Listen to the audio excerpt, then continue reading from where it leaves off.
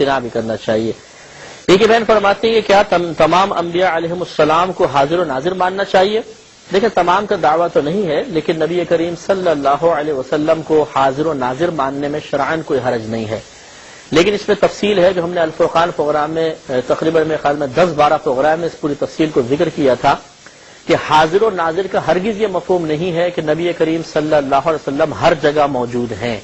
جس کا یہ تصور ہے اس نے غلط تصور قائم کیا ہے، جس کے اوپر نہ قرآن دال ہے، نہ حدیث ہے، نہ کسی بزرگ نے اپنی کتاب میں لکھا ہے، بلکہ حاضر و ناظر کے شرعی معنی یہ ہوتے ہیں کہ عظیم الشان قوت و قدرت رکھنے والا ایک مقام پر بیٹھ کر پوری کائنات کو اس طرح دیکھے جیسے یہ ہتھیلی دور و نزدیک کی آواز سننے پہ قدرت رکھتا ہو، پوری کائنات کو جسے ہتھیلی اس طرح دیکھ رہا ہو، جہاں جانا چاہے پل بھر میں بعطائے الہی تصرف کر سکتا ہو، چاہے بیٹھے بیٹھے کرے چاہے جسم کے ساتھ وہاں پہنچ جائے، اور جو چاہے اللہ تعالیٰ کے عطا سے جس کو دینا چاہے وہ اس مقام سے دے سکے۔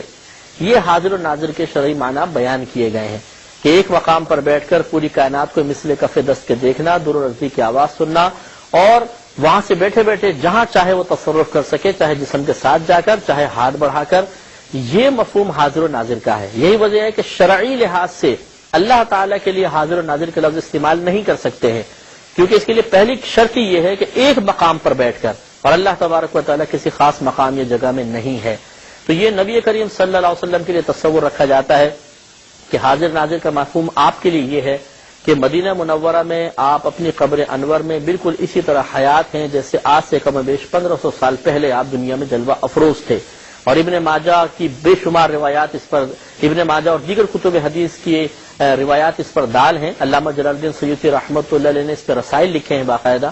تو نبی کریم صلی اللہ علیہ وسلم اپنی قبر انور میں حیات ہیں، پوری کائنات کو اس طرح ملاحظہ فرما سکتے ہیں جیسے یہ ہتھیلی دور و نزدیک کی آواز سننے پر اللہ کے عطا سے قدرت رکھتے ہیں، اور آپ کائنات میں تصرف فرمانے پر قدرت آپ کو حاصل ہے۔ لیکن یہ تمام کی تمام چیزیں آپ کی ذاتی نہیں ہیں، بلکہ صرف اور صرف اللہ تبارک و تعالیٰ کی عطا کرنا ہے، عطائی ہیں۔ اللہ نے آپ کو یہ قدرت عطا فرمائی۔ اب ان میں سے ہر ایک پر دلیل موجود ہے کہ آپ کی حیات کے اوپر، آپ کے دور و نزدیک کی آواز سننے پر، آپ کے پوری کائنات کو مثل کف دست دیکھنے پر، اسی طرح پوری کائنات میں تصرف پر قدرت حاصل ہونے پر، سب پر دلائل موجود ہیں، لیکن قلت وقت آڑے ہے اور یہاں پہ ہم بیان نہیں کر سکتے۔ کبھی ہماری الفرقان کی سی ڈیز اگر ریلیز ہوئیں، اس میں حاضر و ناظر کا جو ٹاپک ہے وہ آپ پروگرام لے لیجئے گا اور پھر اس کو آپ ایک دفعہ ملاحظہ فرمائیں، انشاءاللہ بکثرت دلائل اور سینکڑوں حدیثوں سے یہ چیز ثابت کی گئی ہے کہ ایسا ممکن ہے۔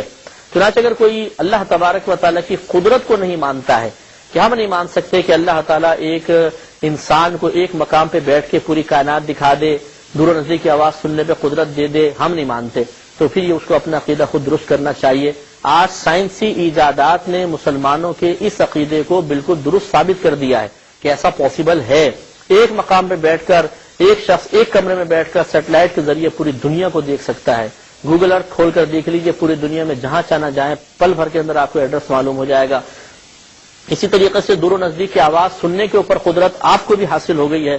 یہاں موبائل نمبر ملائیں، امریکہ میں بیٹھے ہوئے شخص ایک لمحے کے اندر اس کو کال پہنچتی ہے اور آپ باتیں شروع کر دیتے ہیں۔ ایک آپ یہاں پہ بیٹھے ہیں لائیو یو ایس اے کے اندر، یو کے اندر کوئی میچ چل رہا ہے، آپ یہاں بیٹھ کے اس کو ملاحظہ کر رہے ہیں۔ تو جب ایک آپ جیسے عام آدمی سائنسی ایجادات کے ذریعے تمام چیزیں حاصل کر چکے ہیں، تو خود سوچئے کہ کیا اللہ تبارک و تعالیٰ اس پہ قدرت نہیں رکھتا کہ اپنے حبیب کریم صلی اللہ علیہ وسلم کو تمام چیزیں عطا فرما دے، کسی صحابی کو عطا فرما دے؟ میں بھی ہے تو بالکل پاسبل ہے، اس پہ کوئی انکار کی گنجائش نہیں ہے۔ اور جب صحیح حدیثیں قرآن کی آیات اس پر دال ہیں تو اس کے انکار کرنے کا کیا فائدہ؟ ہاں بات وہی ہے کہ اس میں میجر جو مسٹیک ہوگی وہ اس صورت میں ہوگی کہ جب جانی بہن سے کہ جو اس کا عقیدہ رکھتا ہے نہیں رکھتا وہ غلط فہمیوں کا شکار ہو کے دوسرے پہ الزام تراشی کریں، یا عقیدہ رکھنے والا غلط فہمی کی بنا پر اس عقیدے کو غلط بیان کرے۔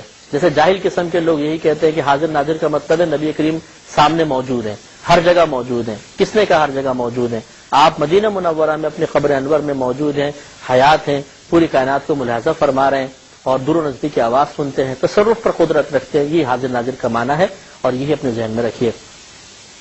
ایک یہ کہتی ہیں کہ کیا اگر کوئی اس کا عقیدہ نہ مانے تو اس کے ایمان پر فرق پڑے گا؟ اس میں بھی علماء کے دو گروہ ہیں۔ بعض نے کہا یہ ضروریات دین میں سے ہے، ضرور فرق پڑے گا۔ لیکن ہمارے نزدیک صحیح یہ ہے کہ اگر کوئی نبی کریم صلی اللہ علیہ وسلم کو حاضر و ناظر نہ مانے تو زیادہ سے زیادہ اسے گمراہ تو کہہ سکتے ہیں لیکن کافر نہیں کہہ سکتے. ایک مختصر سے بریک پہ جائیں گے, ہمیں یقین ہے آپ ہمارے ساتھ ہی رہیں گے. میرے ورد